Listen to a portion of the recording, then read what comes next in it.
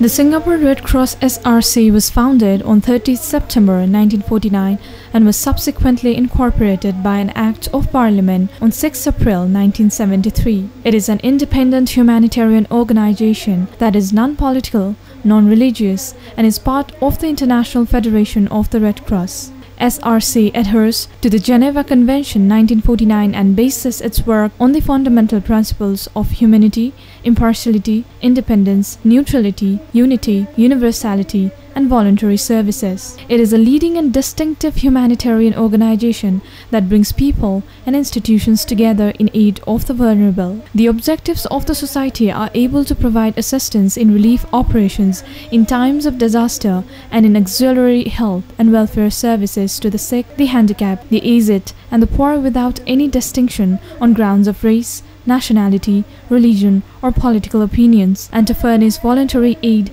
to the sick and wounded in time of war, and to non-belligerents, prisoners of war, and civilians from the effects of war. Singapore Red Cross have now provided its service to the earthquake-affected communities in Nepal. It has shown its commitment to the most affected areas of Nepal, including 39 schools for 8,000 students, 21 medical facilities, 10 community halls, a residential facility for vulnerable children and women, and water solutions. Totally $6.2 million, Singapore Red Cross have been facilitating 70 communities, rebuilding them. A Singapore Red Cross team, led by its Secretary General CEO Mr. Benjamin William, is in Kathmandu, Nepal to work out details and finalize the arrangements for the rebuilding projects that will benefit vulnerable groups such as children, women, and elderly. Mr. Williams said that they have taken the approach to provide holistic support for specific village development committees, which comprise a number of villages. They have also worked with local partners to identify the most devastated and needy communities, some of which are in very remote locations. This will allow us to make a meaningful difference in the lives of many communities and families.